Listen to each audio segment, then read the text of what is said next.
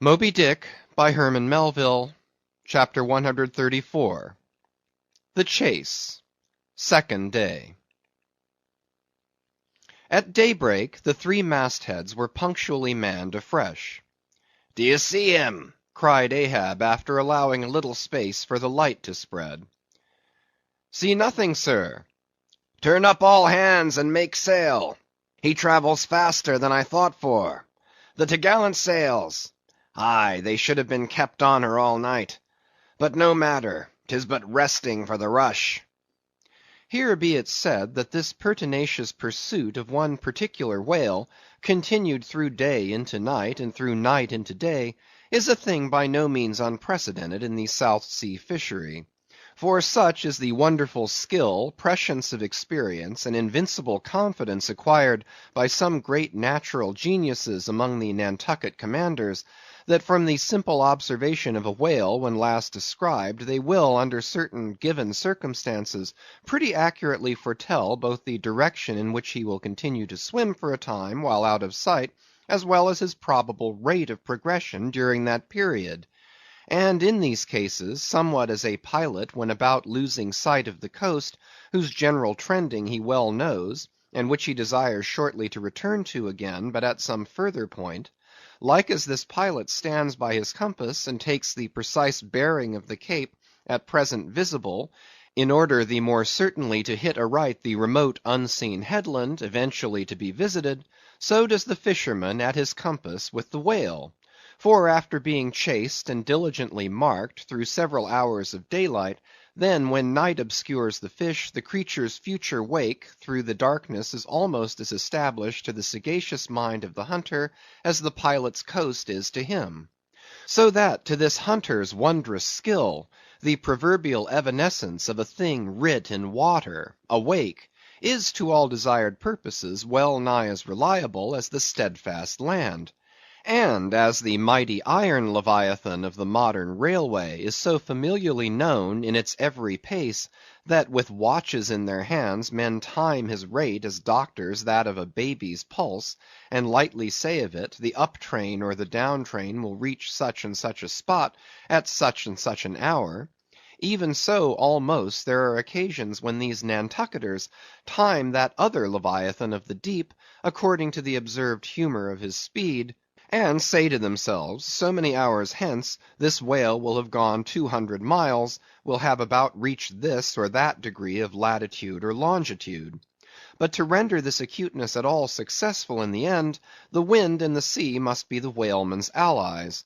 For of what present avail to the becalmed or wind-bound mariner is the skill that assures him that he is exactly 93 leagues and a quarter from his port? Inferable from these statements are many collateral subtle matters touching the chase of whales.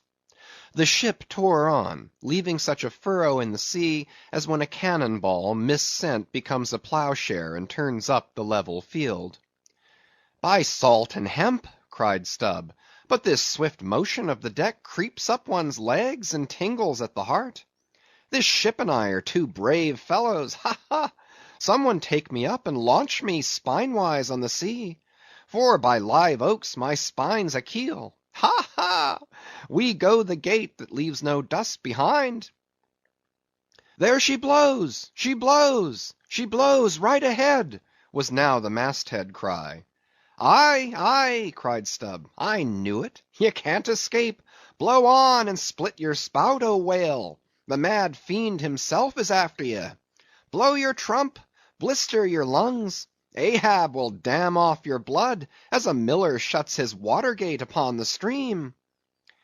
And Stubb did but speak out for well nigh all the crew. The frenzies of the chase had by this time worked them bubblingly up, like old wine worked anew. Whatever pale fears and forebodings some of them might have felt before, these were not only now kept out of sight through the growing awe of Ahab, but they were broken up, and on all sides routed, as timid prairie hares that scatter before the bounding bison. The hand of fate had snatched all their souls, and by the stirring perils of the previous day, the rack of the past night's suspense, the fixed, unfearing, blind, reckless way in which their wild craft went plunging toward its flying mark, by all these things their hearts were bowled along. The wind that made great bellies of their sails, and rushed the vessel on by arms invisible as irresistible, this seemed the symbol of that unseen agency which so enslaved them to the race. They were one man, not 30; for, as the one ship that held them all, though it was put together of all contrasting things, oak and maple and pine wood, iron and pitch and hemp, yet all these ran into each other into the one concrete hull, which shot on its way, both balanced and directed by the long central keel. Even so all the individualities of the crew, this man's valor, that man's fear, guilt and guiltiness, all varieties were welded into oneness, and were all directed to that fatal goal which Ahab, their one lord and keel, did point to. The rigging lived. The mastheads, like the tops of tall palms, were outspreadingly tufted with arms and legs. Clinging to a spar with one hand, some reached forth the other with impatient wavings; others, shading their eyes from the vivid sunlight, sat far out on the rocking yards; all the spars in full bearing of mortals ready and ripe for their fate. Ah, how they still strove through that infinite blueness to seek out the thing that might destroy them. "Why sing ye not out for him, if ye see him?" cried Ahab, when, after the lapse of some minutes since the first cry, no more had been heard. "Sway me up, men! Ye have been deceived. Not Moby-Dick casts one odd jet that way, and then disappears." It was even so. In their headlong eagerness, the men had mistaken some other thing for the whale spout, as the event itself soon proved. For hardly had Ahab reached his perch, hardly was the rope belayed to its pin on the deck, when he struck the keynote to an orchestra that made the air vibrate as with the combined discharges of rifles. The triumphant halloo of 30 buckskin lungs was heard, as, much nearer to the ship than the place of the imaginary jet, Moby-Dick bodily burst into view. For not by any calm or indolent spoutings, not by the peaceable gush of that mystic fountain in his head, did the white whale now reveal his vicinity, but by the far more wondrous phenomenon of breaching. Rising with his utmost velocity from the furthest depths, the sperm whale thus booms his entire bulk into the pure element of air, and piling up a mountain of dazzling foam, shows his place to the distance of 7 miles or more. In those moments, the torn, enraged waves he shakes off seem his mane. In some cases, this breaching is his act of defiance. "There she breaches! There she breaches!" was the cry, as in his immeasurable bravadoes the white whale tossed himself salmon-like to heaven. So suddenly seen in the blue plain of the sea, and relieved against the still bluer margin of the sky, the spray that he raised for the moment intolerably glittered and glared like a glacier, and stood there gradually fading and fading away from its first sparkling intensity to the dim mistiness of an advancing shower in a vale. "Aye, breach your last to the sun, Moby-Dick!" cried Ahab. "Thy hour and thy harpoon are at hand. Down, down, all of ye, but one man at the fore. The boats, stand by!" Unmindful of the tedious rope ladders of the shrouds, the men, like shooting stars, slid to the deck, by the isolated backstays and halyards, while Ahab, less dartingly, but still rapidly, was dropped from his perch. "Lower away!" he cried, so soon as he had reached his boat, a spare one rigged the afternoon previous. "Mr. Starbuck, the ship is thine. Keep away from the boats, but keep near them. Lower all!" As if to strike a quick terror into them by this time being the first assailant himself, Moby-Dick had turned, and was now coming for the 3 crews. Ahab's boat was central, and cheering his men, he told them he would take the whale head and head, that is, pull straight up to his forehead, a not uncommon thing, for when within a certain limit such a course excludes the coming onset from the whale's sidelong vision. But ere that close limit was gained, and while yet all three boats were plain as the ship's three masts to his eye, the white whale churning himself into furious speed, almost in an instant as it were, rushing among the boats with open jaws and a lashing tail, offered appalling battle on every side, and heedless of the irons darted at him from every boat, seemed only intent on annihilating each separate plank of which those boats were made. But skillfully maneuvered, incessantly wheeling like trained chargers in the field, the boats for a while eluded him, though at times but by a plank's breadth, while all the time Ahab's unearthly slogan tore every other cry but his to shreds. But at last, in his untraceable evolutions, the white whale so crossed and recrossed, and in 1,000 ways entangled the slack of the three lines now fast to him, that they foreshortened, and of themselves warped the devoted boats toward the planted irons in him, though now for a moment the whale drew aside a little, as if to rally for a more tremendous charge.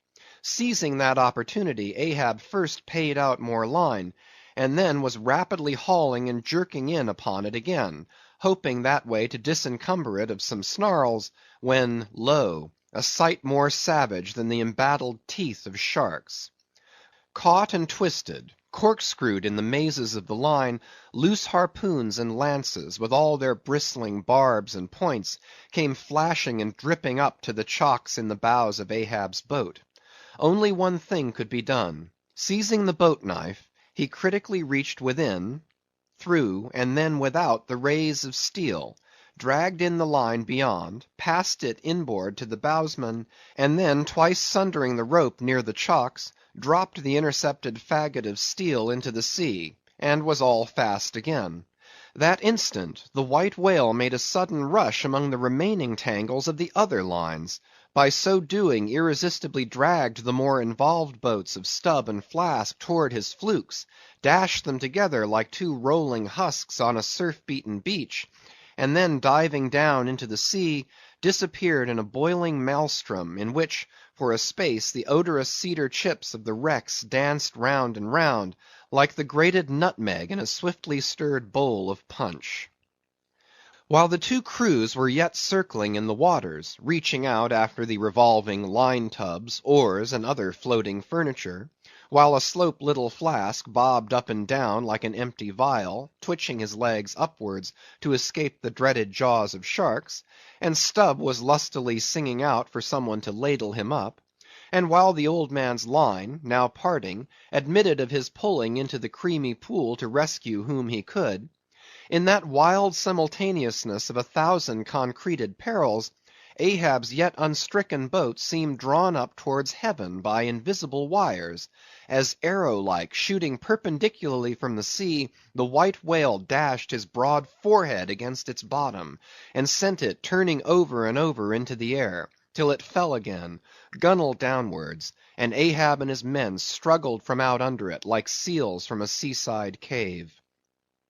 The first uprising momentum of the whale, modifying its direction as he struck the surface, involuntarily launched him along it to a little distance from the center of the destruction he had made, and with his back to it he now lay for a moment slowly feeling with his flukes from side to side, and whenever a stray oar, bit of plank, the least chip or crumb of the boats touched his skin, his tail swiftly drew back, and came sideways smiting the sea. But soon, as if satisfied that his work for that time was done, he pushed his pleated forehead through the ocean, and trailing after him the intertangled lines, continued his leeward way at a traveller's methodic pace. As before, the attentive ship having descried the whole fight, again came bearing down to the rescue, and dropping a boat, picked up the floating mariners, tubs, oars, and whatever else could be caught at, and safely landed them on her decks. Some sprained shoulders, wrists, ankles, livid contusions, wrenched harpoons and lances, inextricable intricacies of rope, shattered oars and planks, all these were there, but no fatal or even serious ill seemed to have befallen anyone.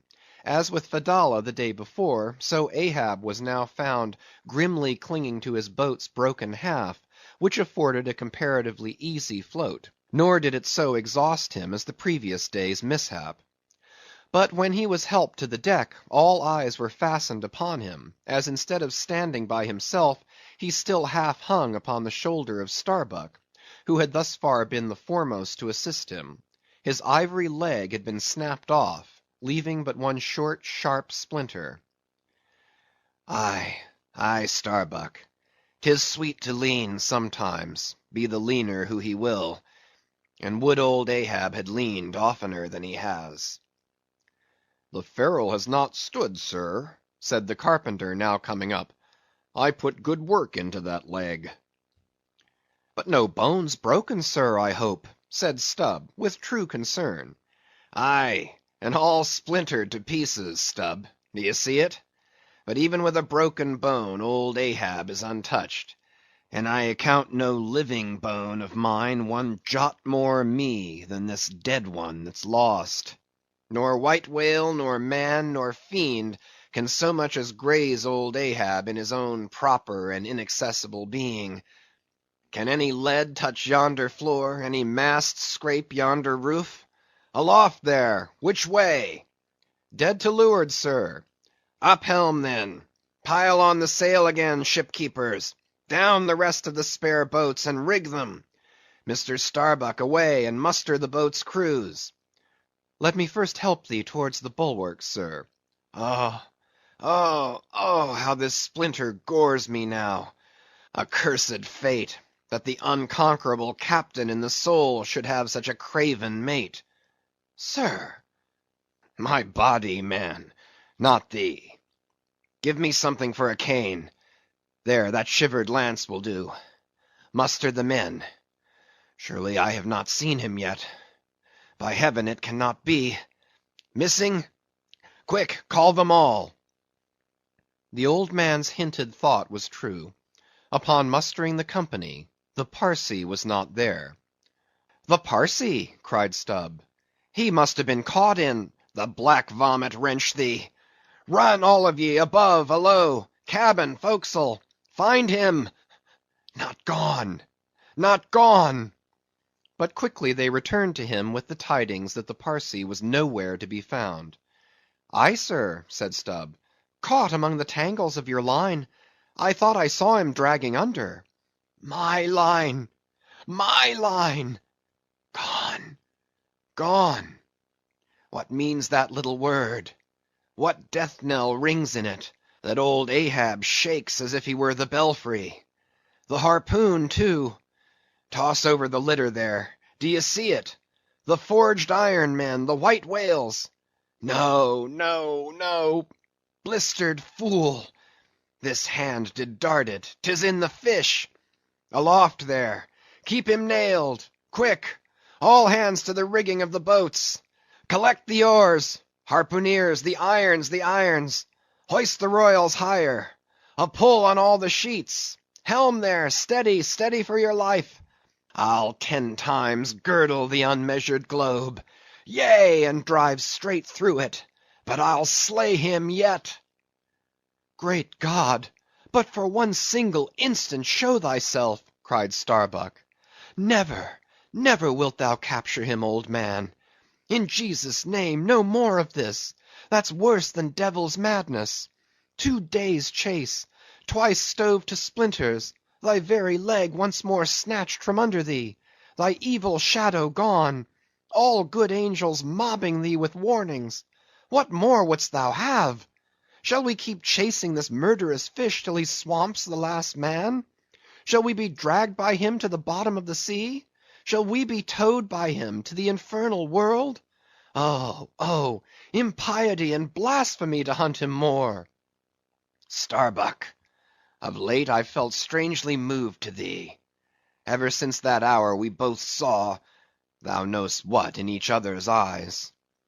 But in this matter of the whale, be the front of thy face to me as the palm of this hand, a lipless, unfeatured blank. Ahab is forever Ahab, man. This whole act's immutably decreed. 'Twas rehearsed by thee and me 1,000,000,000 years before this ocean rolled. Fool! I am the Fates' lieutenant. I act under orders. Look thou, underling, that thou obeyest mine. Stand round me, men. Ye see an old man cut down to the stump, leaning on a shivered lance, propped up on a lonely foot. 'Tis Ahab, his body's part. But Ahab's soul's a centipede that moves upon 100 legs. I feel strained, half stranded, as ropes that tow dismasted frigates in a gale. And I may look so. But ere I break, you'll hear me crack. And till ye hear that, know that Ahab's hawser tows his purpose yet. Believe ye, men, in the things called omens? Then laugh aloud and cry encore. For ere they drown, drowning things will twice rise to the surface, then rise again to sink for evermore. So with Moby-Dick. 2 days he's floated. Tomorrow will be the 3rd. Aye, men, he'll rise once more, but only to spout his last. Do ye feel brave, men? Brave! As fearless fire, cried Stubb. And as mechanical, muttered Ahab. Then, as the men went forward, he muttered on. The things called omens. And yesterday I talked the same to Starbuck there concerning my broken boat. Oh, how valiantly I seek to drive out of others' hearts what's clinched so fast in mine. The Parsee, gone, gone. And he was to go before, but still was to be seen again ere I could perish. How's that? There's a riddle now might baffle all the lawyers backed by the ghosts of the whole line of judges. Like a hawk's beak it pecks my brain. I'll solve it though. When dusk descended, the whale was still in sight to leeward. So once more the sail was shortened, and everything passed nearly as on the previous night, only the sound of hammers and the hum of the grindstone was heard till nearly daylight, as the men toiled by lanterns in the complete and careful rigging of the spare boats, and sharpening their fresh weapons for the morrow. Meantime, of the broken keel of Ahab's wrecked craft, the carpenter made him another leg, while still as on the night before, slouched Ahab stood fixed within his scuttle, his hid heliotrope glance anticipatingly gone backward on its dial, sat due eastward for the earliest sun. End of chapter 134.